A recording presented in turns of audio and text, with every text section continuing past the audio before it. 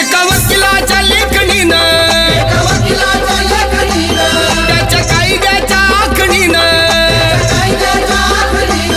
आमच्या हक्काचं लेखन व माय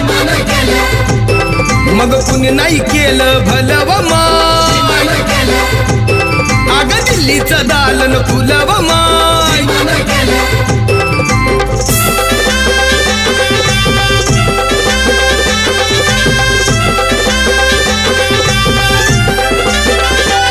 तुमच्या पोरानं शाळेत शिकावं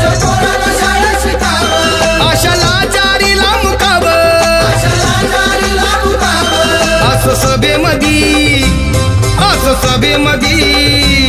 असं सभेमध्ये भाषण व माय मग कुणी नाही केलं भलं